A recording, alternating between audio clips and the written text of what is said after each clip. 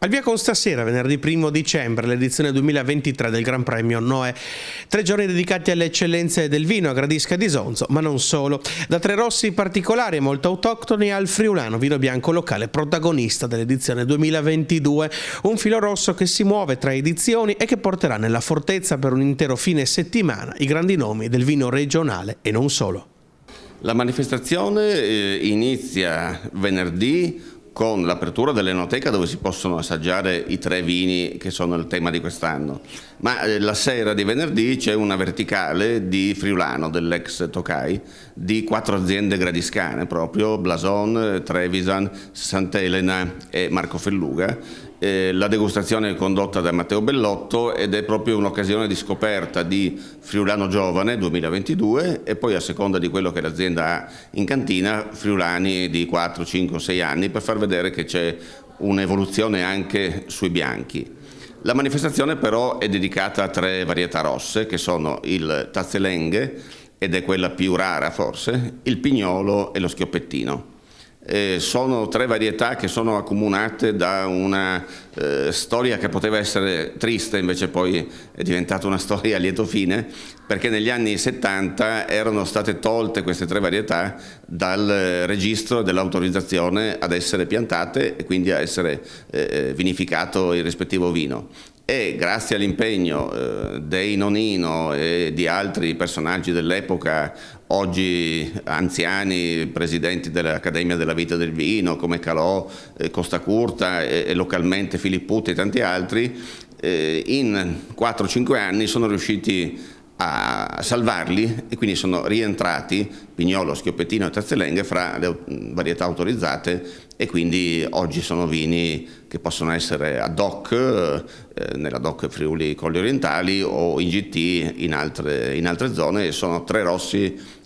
autoctoni e antichi della nostra regione. Sabato mattina alle 11 in teatro qui a Gradisca c'è la tradizionale cerimonia di premiazione con le statuette e con le targhe che daremo a personaggi del mondo del vino, ad associazioni che promuovono questi vini e la loro conoscenza, la loro diffusione.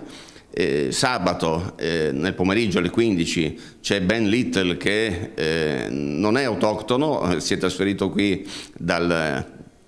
Regno Unito, si è innamorato dei nostri vini e ha scritto un libro sul Pignolo, un libro in inglese, perché così può diffondere la conoscenza del Pignolo all'estero, e oramai ha portato attorno a sé quasi 70 produttori friulani di Pignolo. Domenica mattina parleremo insieme anche a un altro straniero, Wayne Young, di Schioppettino, e nel pomeriggio alle 16, dopo aver presentato un libro di cui sono coautore sul Tazzelenghe, ci sarà una degustazione delle 8 aziende che producono Tazzelenghe e una chicca, cioè amaro al Tazzelenghe e forse anche una grappa nonina al Tazzelenghe, per far scoprire le sfaccettature che può avere il vino Tazzelenghe, come altri vini, che quindi possono diventare amari, possono diventare grappe o distillati. Il tema del vino per Gradisca è un tema importante, un tema che ha sia una parte di attività produttiva, la parte diciamo così legata al commercio, all'industria, alle aziende, e però c'è anche la parte culturale. Come dicevamo, il vino è un testimonial fondamentale per il territorio, porta nel suo essere esportato, nell'essere sulle tavole di ogni cittadino, porta un pezzo della cultura e del territorio del Coglio e della nostra Gradisca. E per questo è sicuramente quella l'iniziativa che portiamo oggi, che è il Premio Noè, che ormai sono quasi 60 anni di attività, porta sicuramente un'attività che risulta essere promotrice di tutto quello che è l'entroterra e il nostro Isontino. Tra l'altro questa è un'edizione che si collega all'edizione dell'anno scorso. Sì, si collega in maniera particolare, perché partecipando a quelle che sono le verticali del vino, di Città del Vino, di cui Gradisca fa parte, trova un collegamento, un trend union da quello che è stata l'edizione dell'anno scorso con il vino, con il friulano, a quelle che sono invece l'edizione di quest'anno, che sarà sul Pignolo, lo Schioppettino e il Tazzelenghe. Friulano, che l'anno scorso è stato protagonista con vini di tutta la regione, con vari prodotti sempre di Friulano che andavano dai Colli Orientali fino ad arrivare alle zone più lontane della nostra regione. Quest'anno invece si concentrerà nella quella che è la verticale del vino, con le aziende del territorio gradiscano, quindi sarà un'innovazione che porterà a valorizzare quelle che sono le nostre aziende vitivinicole.